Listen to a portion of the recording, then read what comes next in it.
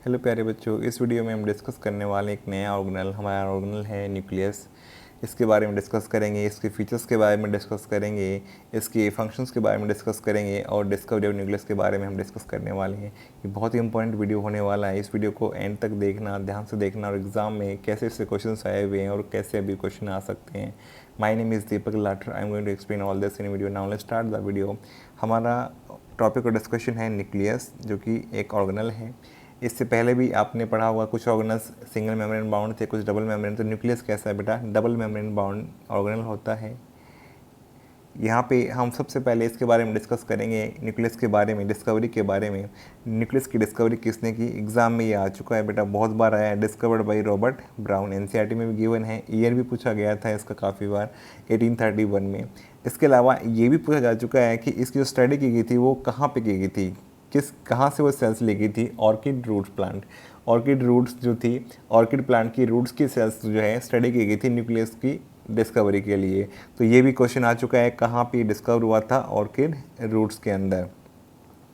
इसके बाद में इस पर और ज़्यादा काम होता रहा डिस्कवरी के बारे में जब बताया गया। तो उसके अलावा इसका मटेरियल ऑफ न्यूक्लियस जो था उसको स्टेन करके देखा गया किस तरह की डाई से स्टेन होता है। तो पता लगा कि ये बेसिक डाई से स्टेन होता है। अगर इसके अंदर एसिडिक नेचर मटेरियल होगा तभी ये बेसिक डाई को अट्रैक्ट करेगा या बाइंड करेगा। तो इससे ये भी पता लग गया कि अगर बेसिक डाई को अट्रैक्ट कर रहा है तो इसका मतलब एसिडिक नेचर का यहाँ पे मटेरियल होता है।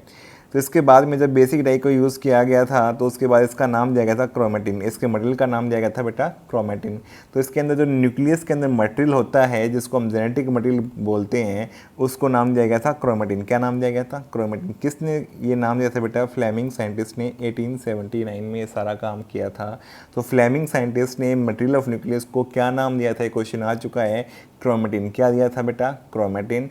किस साइंटिस्ट ने क्रोमेटिन नाम दिया था बेटा? ये भी एग्जाम में आ चुका है, फ्लेमिंग। ये भी इंपॉर्टेंट है। और कब दिया गया था? 1879 में। तो ये दोनों पॉइंट इंपॉर्टेंट डिस्कवरी की एडी यहाँ पे, कहाँ पे डिस्कवरी हुई, किसने डिस्कवरी की, और इसके अलावा जो मटेरियल न्यूक्लियस है उसको किस टाइप की डाई से हम जो स्टेन कर सकते हैं, और इसका नाम क्रोमेटिन किसने दिया है और किस साइंटिस्ट के द्वारा ये नाम दिया गया था। तो ये सारे क्वेश्चन आ चुके हैं। फिर इसमें एक छोटा सा पॉइंट लिखा हुआ है, स्टडी ऑफ न्यूक्लियस, जिसको हम क्या बोलते हैं बेटा? कैरियोलॉजी। क्या बोलेंगे? कैरियोलॉजी। कैरियो मतलब न्यूक्लियस के लिए हम कैरियो यूज़ करते हैं वर्ड, और लॉजी का मतलब होता है स्टडी। तो कैरियोलॉजी, तो स्टडी ऑफ न्यूक्लियस ऐसी ब्रांच साइंस की जिसमें हम स्टडी ऑफ न्यूक्लियस करेंगे तो उसे हम क्या बोलेंगे? कैरियोलॉजी। तो सेल बायोलॉजी के अंदर भी क्या आ सकती है? कैरियोलॉजी की ब्रांच आ सकती है जिसमें हम स्टडी ऑफ न्यूक्लियस स्पेसिफिकली करते हैं। तो ये टर्म आ चुका है, इसके बारे में पूछा जा चुका है, तो इसको याद रखना। नेक्स्ट है यहाँ पे दिया हुआ nucleus arise from pre existing nucleus. जैसे आपने इससे पहले ही पढ़ा होगा कि cells arise from pre existing cell. जो नई सेल बनती हैं वो प्रीवियस या एग्जिस्टिंग सेल के ही डिवीजन होने से बनती है। वैसे ही यहाँ पे कह रहा है कि जब सेल डिवाइड करती है तो न्यूक्लियस भी डिवाइड करके नया बन जाता है और नई सेल के न्यूक्लियस बन जाता है। तो ये स्टेटमेंट किसने दिया था? Nucleus arise from pre existing nucleus. तो ये स्ट्रोसबर्गर साइंटिस्ट है जिन्होंने इसके बारे में बताया था। स्ट्रोसबर्गर साइंटिस्ट ने एक्सप्लेन किया था। स्ट्रोसबर्गर ने बताया था कि न्यूक्लियस का भी ओरिजिन ऐसे होता है सेल का, तो न्यूक्लियस भी पहले एग्जिस्टिंग सेल के न्यूक्लियस से ही नया न्यूक्लियस बनाती हैं। तो ये स्टेटमेंट स्ट्रोसबर्गर साइंटिस्ट के द्वारा दी गई थी, तो ध्यान रखना ये स्टेटमेंट आ चुकी है। तो हमने डिस्कवरी के बारे में डिस्कस किया, जिसमें सिंपल से पॉइंट ये सबसे इंपॉर्टेंट क्या था? डिस्कवर किसने किया? रॉबर्ट ब्राउन साइंटिस्ट ने किया। कब किया? 1831 में किया। कहाँ पे किया? ऑर्किड रूट प्लांट की सेल्स स्टडी करते हुए किया। मटेरियल ऑफ न्यूक्लियस को स्टेन कर सकते हैं हम बेसिक डाई से। यहाँ पे जो स्टेन किया गया था वो किसके द्वारा किया गया था और क्या नाम दिया गया था? तो यहाँ पे फ्लेमिंग ने इसको स्टेन किया था और नाम क्या दिया था बेटा? क्रोमेटिन। 1879 में। स्टडी ऑफ न्यूक्लियस को हम क्या बोलते हैं? कैरियोलॉजी। और उसके बाद में nucleus arise from pre existing nucleus से किसने बताया था? स्ट्रोसबर्गर ने। नेक्स्ट पॉइंट आ जाता है बेटा, अगर ये पॉइंट हमारा कंप्लीट हो गया है तो नंबर ऑफ न्यूक्लियस। अब जनरली नंबर ऑफ न्यूक्लियस जो होते हैं, यूकैरियोटिक सेल में न्यूक्लियस बने और उसके अंदर नंबर ऑफ न्यूक्लियस जो है एडवांसमेंट होती गई तो नंबर ऑफ न्यूक्लियस कम होता गया। पहले जो सेल्स बनी हो सकता है उसमें नंबर ऑफ न्यूक्लियस ज़्यादा था, और जो अब बनी है उनमें जनरली एक ही होता है। कुछ ऐसी जगह हैं, कुछ ऐसी सेल्स हैं जिसके अंदर या ऑर्गेनिज्म है जिसमें एक से न्यूक्लियस मिल सकता है। तो यही हमें देखने वाले हैं। जैसे एक ही न्यूक्लियस हो तो क्या बोलेंगे कंडीशन को? यूनी का मतलब वन न्यूक्लियस, जहाँ पे न्यूक्लियस एक ही है। मोस्ट ऑफ यूकैरियोटिक सेल, जितने भी यूकैरियोटिक सेल हम पढ़ेंगे ना, प्लांट और एनिमल सेल, सब में ज़्यादातर में क्या होगा? एक ही न्यूक्लियस होगा एक सेल के अंदर। एक ही न्यूक्लियस होगा एक सेल के अंदर। तो यूनिन्यूक्लिएटेड कंडीशन होगी, तो मोस्ट ऑफ यूकैरियोटिक सेल में कैसा है, यूनिन्यूक्लिएटेड है। बाई न्यूक्लिएटेड, जब बाई का मतलब टू न्यूक्लियस, जब दो न्यूक्लियस और सेल के अंदर कंडीशन क्या बोले हैं, बाई न्यूक्लिएटेड, ये पैरामीशियम में अभी भी देखी जाती है। ये पैरामीशियम के अंदर अभी भी दो न्यूक्लियस मिलते हैं। अगर दो से ज़्यादा हो तो कंडीशन क्या बोलते हैं बेटा, मल्टी न्यूक्लिएटेड। क्या बोलेंगे, मल्टी न्यूक्लिएटेड, जो अभी भी कुछ ऑर्गेनिज्म में है। जैसे एग्जांपल हमारे सिलेबस के अंदर भी है, हम फंजाई पढ़ते हैं, फंगस पढ़ते हैं, राइजोपस। राइजोपस एक फाइकोमाइसेटीज ग्रुप से बिलोंग करने वाली फंगस है, जो कि जाइगोमाइसेटीज इसका सब ग्रुप है, उससे बिलोंग करती है। इसके अंदर एक से ज़्यादा न्यूक्लियस देखने को मिलते हैं, तो राइजोपस इसका एग्जाम्पल है मल्टी न्यूक्लिएटेड कंडीशंस का। इसके अलावा वोचेरिया भी एक फंगस है, इसके अंदर भी ऐसे ही होता है, मल्टी न्यूक्लिएटेड कंडीशन देखने को मिलती है। इसके अलावा प्लांट में क्वेश्चन आया हुआ है, प्लांट राइजोपस के अलावा प्लांट में लिक्विड एंडोस्पर्म ऑफ कोकोनट, इसके अंदर भी कंडीशन क्या होती है, मल्टी न्यूक्लिएटेड। एक से ज़्यादा न्यूक्लियस यहाँ पे प्रेजेंट होते हैं, तो यहाँ पे लिक्विड एंडोस्पर्म ऑफ कोकोनट, इसके अंदर भी आपको मल्टी न्यूक्लिएटेड कंडीशन देखने को मिलती है। यहाँ पे एक से ज़्यादा न्यूक्लियस देखने को मिलते हैं। तो ये एग्जांपल्स आ सकते हैं बेटा एग्जाम में ऑलरेडी सारे। जैसे यूनिन्यूक्लिएटेड क्या होता है, एक ही nucleus, most of eukaryotic cell में एक ही न्यूक्लियस मिलेगा। बाइन्यूक्लिएटेड जहाँ पे दो न्यूक्लियस मिलते हैं, एग्जांपल पैरामीशियम आपको याद रखना है। उसके बाद में मल्टी न्यूक्लिएटेड कंडीशन में जैसे राइजोपस याद रखना है, फंगस है, वोचेरिया आप चाहो तो छोड़ भी सकते हो क्योंकि हमारे सिलेबस में डायरेक्टली नहीं है। लिक्विड एंडोस्पर्म कोकोनट ये हमारे सिलेबस में है, तो यहाँ पे मल्टी न्यूक्लिएटेड कंडीशन देखने को मिलती है। क्या सभी सेल्स में, फिर क्वेश्चन आ सकता है क्या सभी सेल्स में न्यूक्लियस प्रेजेंट है? नहीं बेटा, कुछ ऐसी सेल्स भी हैं जहाँ पे एब्सेंट है या न्यूक्लियस जनरली देखने को नहीं मिलता। जैसे कि मैच्योर आरबीसी में भी क्या होता है, न्यूक्लियस गायब हो जाता है मैच्योर होने पे। या फिर मैच्योर सीव ट्यूब सेल्स के अंदर भी ऐसा देखा गया कि मैच्योर सीव ट्यूब सेल्स के अंदर न्यूक्लियस नहीं होता है। फिर क्वेश्चन राइज करता है कि बेटा न्यूक्लियस जहाँ पे एब्सेंट है मैच्योर आरबीसी या फिर मैच्योर सीव ट्यूब सेल्स, क्या ये लिविंग होंगी या नॉन लिविंग? जैसे कि आपको पता है न्यूक्लियस सबसे इंपॉर्टेंट फंक्शंस कंट्रोल करता है सेल के, तो इसका मतलब सेल तभी लिविंग रहेगी जब उसके अंदर मेटाबॉलिक रिएक्शन चलेंगे। मेटाबॉलिक रिएक्शंस कंट्रोल करता है न्यूक्लियस, जो कि इसके फंक्शन में आज पढ़ने भी वाले हैं हम आगे। तो यहाँ पे अगर किसी सेल के अंदर न्यूक्लियस ही नहीं होगा तो मेटाबॉलिक रिएक्शंस नहीं चल पाएंगी, तो वो लिविंग हो सकती है, नॉन लिविंग हो सकती है। ये कैसे पता लगेगा? देखो इन्हीं दो को हम देखते हैं, क्या इन्हें हम लिविंग कहेंगे या नॉन लिविंग कहेंगे। क्वेश्चन राइज करते हैं, तो देखो ये क्वेश्चन का आंसर करने की कोशिश करते हैं। जब मैं यहाँ पे देखो, पहले हम आरबीसी वाला केस लेते हैं, ये वाला मैच्योर आरबीसी। जब आरबीसी इमेच्योर थी तो लगभग 40 डेज लगता है आरबीसी को इमेच्योर से मैच्योर स्टेज में जाने के लिए। तो फर्स्ट 40 डेज में क्या करते हैं, इसके पास में न्यूक्लियस होता है बेटा। फर्स्ट 40 डेज के आरबीसी देखोगे, इमेच्योर आरबीसी, उसमें न्यूक्लियस मिलेगा। इसके पास में राइबोसोम भी है बेटा, तो ये क्या कर सकता है, न्यूक्लियस से आरएनए बनाएगा और आरएनए राइबोसोम के पास भेजेगा। आपको पता है मैसेंजर आरएनए ये काम करता है। मैसेंजर आरएनए क्या करता है, फिर प्रोटीन्स बनाने की काम करता है राइबोसोम्स की हेल्प से। तो यहाँ पे बेटा ये प्रोटीन बन गए हैं। अब जैसे मैच्योर होगी बेटा, मैच्योर होने के बाद में इसमें न्यूक्लियस गायब हो जाएगा, कोई न्यूक्लियस आपको देखने को नहीं मिलेगा। तो न्यूक्लियस यहाँ पे आपको अब दिखाई नहीं दे रहा। देखो 120 डेज तक ये सर्वाइव कर सकती है मैक्सिमम, 40 डेज के बाद में तो नेक्स्ट 80 डेज तक सर्वाइव कर सकती है मैक्सिमम। तो अब इसके पास में ऑलरेडी बेटा इस पहले जो न्यूक्लियस प्रेजेंट था, इसने इतने प्रोटीन्स बना के इसके अंदर पहले से छोड़ दिए कि जब तक ये जीवित रहेगी तब तक इसकी न्यूक्लियस की दोबारा बनाए गए प्रोटीन्स यहाँ प्रेजेंट रहेंगे और इसको अभी भी वो सारे काम जो मेटाबॉलिक रिएक्शन चलाने के लिए करने होते हैं वो सारे ये कर सकते हैं, क्योंकि जो प्रोटीन बने हैं वो एंजाइम का काम कर सकते हैं और मेटाबॉलिक रिएक्शन चला सकते हैं। तो इस मैच्योर आरबीसी में अभी भी बेटा वो सारी मेटाबॉलिक रिएक्शंस हो रही हैं, तो इसे हम किस में रखेंगे, लिविंग में। किस में रखेंगे, लिविंग में। अगर ये मेटाबॉलिक रिएक्शन रुक जाती तो इस किस में रखते हैं इसको, नॉन लिविंग। अब किस में रखेंगे बेटा इसको, मैच्योर आरबीसी जो कि 40 डेज के बाद है, वो कैसी है, लिविंग है। क्यों है, क्योंकि इसके अंदर प्रोटीन्स प्रेजेंट है और इसके अंदर मेटाबॉलिक रिएक्शंस चल रही हैं अभी भी, इसलिए that is why it is called as living cell. तो इसे हम लिविंग सेल में रखेंगे। फिर नेक्स्ट है मैच्योर सीव ट्यूब सेल। इनके पास तो बेटा ना शुरुआत में इमेच्योर स्टेज में होता है न्यूक्लियस और ना ही बाद में होता है। तो सीव ट्यूब सेल्स में देखो तो कहीं पर भी आपको देखो, कहीं पर भी न्यूक्लियस नहीं दिख रहा, कहीं पर भी सिर्फ आपको प्रोटीन्स दिख रहे हैं। ये प्रोटीन्स कौन बनाता है बेटा, इसके लिए सबसे इंपॉर्टेंट सेल इसके लिए कौन सी है, कंपेनियन सेल, जो इसके पास में हमेशा रहती है। इसका नाम ही इसलिए दिया गया कंपेनियन सेल।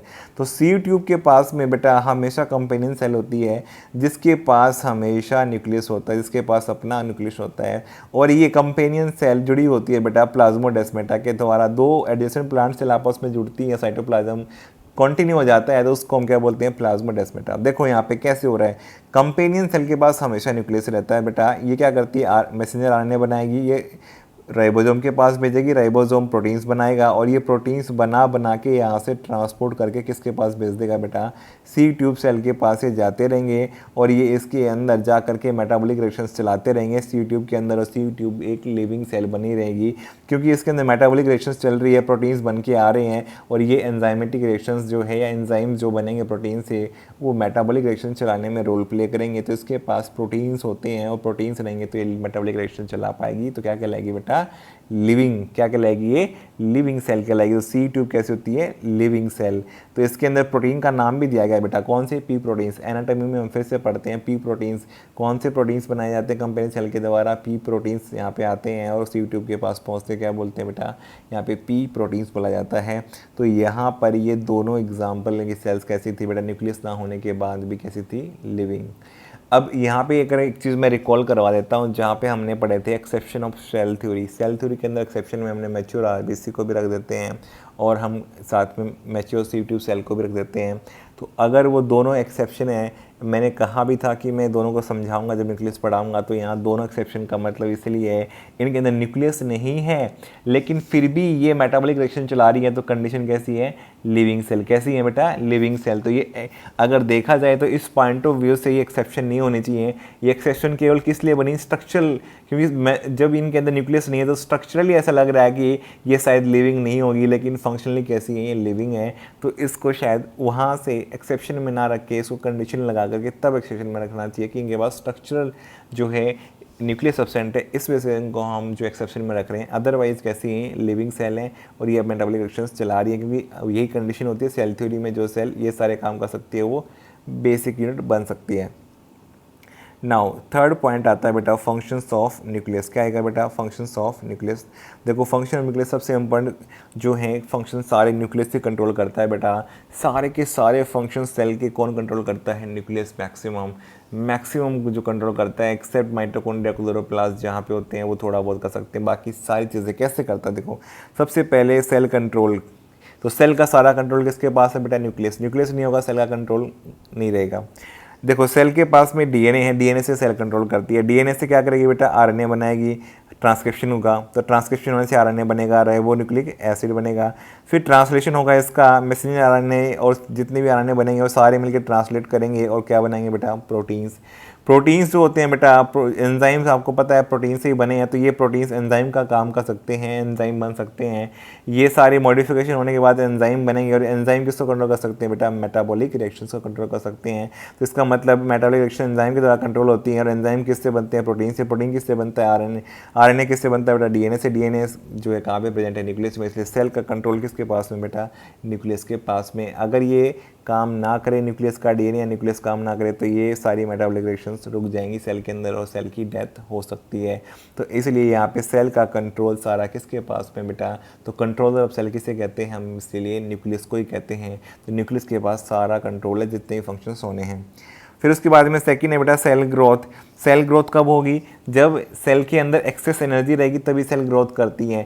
पहले अपने नॉर्मल मेटाबॉलिक रिएक्शंस को चलाती हैं बेटा, जैसे यहाँ पे देखा भी था। उसके बाद एनर्जी बचेगी तो वो फिर ग्रोथ की फॉर्म में जो है अपीयर होगी। तो ग्रोथ तभी करेंगे सेल जब सेल के पास में एक्स्ट्रा एनर्जी होगी। तो मेटाबॉलिक रिएक्शन सही से चलती रहें और उसके बाद में एक्स्ट्रा एनर्जी बचती है, तो उसके बाद सेल क्या करती है, ग्रोथ। तो ये न्यूक्लियस ही बताता है कि सेल का ग्रोथ करना है या नहीं करना है। तो ये न्यूक्लियस के द्वारा कंट्रोल किया जाता है सेल की ग्रोथ कब होगी और कैसी होगी। ये सारा कंट्रोल किसके पास में बेटा, न्यूक्लियस के पास में है। तो इसलिए हमारी ग्रोथ आप देखते हो कि ईयर बाय ईयर बढ़ती रहती है और एक स्टेज पे जाके रुक जाती है। तो ये भी कंट्रोल कौन कर रहा है बेटा, सेल के न्यूक्लियस के द्वारा कंट्रोल की जा रही है। प्लांट्स में चलती रहती है, तो प्लांट्स में क्यों चलते थे, प्लांट्स के अंदर न्यूक्लियस के जो है उन सेल्स के वो काम करते रहते हैं और ग्रोथ करवाते रहते हैं और इसी वजह से वहाँ पर ग्रोथ लाइफ टाइम चल सकती है। लेकिन यहाँ पर जो है सबसे इम्पोर्टेंट हमने क्या देखा, फंक्शन का यहाँ पे जो है हम पार्ट पढ़ रहे हैं फंक्शन में सेल कंट्रोल, और दूसरा क्या पढ़ा हमने, सेल ग्रोथ। तीसरा रोल इन हेरिडिटी। क्या होगा बेटा, रोल इन हेरिडिटी। हेरिडिटी का मतलब क्या होता है, मैं सिंपली बता देता हूँ आपको, ट्रांसफ़र ऑफ, ठीक है, यहाँ पे क्या होगा, transfer of character from parents to offspring, इसको हम क्या बोलते हैं, हेरिडिटी। ठीक है, इसकी स्टडी को हम क्या बोलते हैं, हेरिडिटी। अब देखो जब नया जाइगोट बनता है और उससे नया ऑर्गेनिज्म बनता है तो वहाँ पे फर्टिलाइजेशन होता है, एक मेल गैमेट का और फीमेल गैमेट का, दोनों के न्यूक्लियस यूज़ करते हैं। इसलिए यहाँ पे न्यूक्लियस से ट्रांसफ़र होके जीन्स जाइगोट में जाती हैं और जाइगोट से पूरे ऑर्गेनिज्म के सेल्स में जाती हैं। तो यहाँ पे इनहेरिटेंस दो तरह का हो सकता है, एक तो न्यूक्लियस के डीएनए का होगा तो उसे हम क्या बोलेंगे, न्यूक्लियर इनहेरिटेंस। तो इसलिए न्यूक्लियर इनहेरिटेंस सबसे इंपॉर्टेंट है। इसके अलावा माइटोकॉन्ड्रिया में भी डीएनए हो सकता है और क्लोरोप्लास्ट में भी प्लांट्स के अंदर हो सकता है। तो वून के डीएनए का भी ट्रांसफर होता है बेटा, लेकिन सबसे ज़्यादा कौन है, न्यूक्लियस का इनहेरिटेंस। तो इसको हम क्या बोलते हैं, न्यूक्लियर इनहेरिटेंस को हम क्या बोलते हैं, न्यूक्लियर। जबकि डीएनए जो है माइटोकॉन्ड्रिया क्लोरोप्लास्ट का अगर ट्रांसफर होता है, इनहेरिट होता है, उसे हम क्या बोलते हैं, साइटोप्लाज्मिक या एक्स्ट्रा न्यूक्लियर इनहेरिटेंस बोलते हैं। तो इसलिए न्यूक्लियर इनहेरिटेंस में सबसे इंपॉर्टेंट रोल प्ले करता है। किसने बताया था, किसने एक्सप्लेन किया था, साइंटिस्ट का नाम आ चुका है बेटा, ये पूछा गया था, साइंटिस्ट हैमरलिंग। किसने किया था बेटा, साइंटिस्ट हैमरलिंग ने यहाँ पे जो है इसको एक्सप्लेन किया था कि ये रोल इन हेरिडिटी प्ले करता है, न्यूक्लियर इनहेरिटेंस में रोल प्ले करता है। इन्होंने काम किस पे किया बेटा, एक ग्रीन एल्गा के ऊपर काम किया, एसिटाबुलेरिया। ये हमारे सिलेबस का पार्ट है। एसिटाबुलेरिया लार्जेस्ट एल्गा होता है बेटा, इसमें स्टडी करना आसान था इसलिए इसको चूज़ किया गया था। तो हैमरलिंग साइंटिस्ट ने स्टडी करके बताया रोल इन हेरिडिटी, और साथ में यहाँ पे किस पे स्टडी किया, ग्रीन एल्गा के ऊपर ये स्टडी किया गया था। तो ग्रीन एल्गा जो है एसिटाबुलेरिया पे स्टडी किया गया था बेटा। अब देखो इसमें क्वेश्चन एसेसन रीजन भी बन सकते हैं, जैसे यहाँ पे nucleus is a controller of cell. तो ये क्वेश्चन अगर मान लो एसेसन रीजन आ जाए, एसेसन आ जाए nucleus is a controller of cell, तो रीजन क्या बताएंगे बेटा, रीजन सिंपल सा है, क्योंकि ये सारी मेटाबॉलिक रिएक्शंस को कंट्रोल करने वाले एंजाइम और एंजाइम को बनाने वाले प्रोटीन्स, ये सारे तो इसलिए क्या बना सकता है, ये सारे एंजाइम बना सकता है, इसलिए ये मेटाबॉलिक रिएक्शंस को कंट्रोल कर सकता है और ये यहाँ पे कंट्रोलर का काम कर सकता है। सेल की ग्रोथ कौन कंट्रोल करता है बेटा, न्यूक्लियस कंट्रोल करता है। रोल इन हेरिडिटी प्ले करता है, कैसे प्ले करेगा, जितने भी न्यूक्लियस के अंदर जेनेटिक मटेरियल है, डीएनए है, उसका ट्रांसफर भी कहाँ से होगा बेटा, न्यूक्लियस से ही होगा, तभी जाइगोट बनेगा। तो यहाँ पे मेन रोल प्ले करता है सेल के लिए न्यूक्लियस, सबसे इंपॉर्टेंट रोल प्ले करने का काम करता है बेटा न्यूक्लियस। तो हमने इस वीडियो में देखा डिस्कवरी के बारे में पढ़ा, फिर हमने देखा नंबर ऑफ न्यूक्लियस के बारे में, और फिर हमने देखा यहाँ पे फंक्शंस ऑफ न्यूक्लियस। ये सारी पॉइंट्स आपको समझ में आ गए होंगे। अगर आपको वीडियो अच्छा लगा तो वीडियो को लाइक करो, कमेंट करो, चैनल पे नए हो तो बेटा चैनल को सब्सक्राइब करो, अपने फ्रेंड्स के साथ शेयर करो। Thank you for watching the video.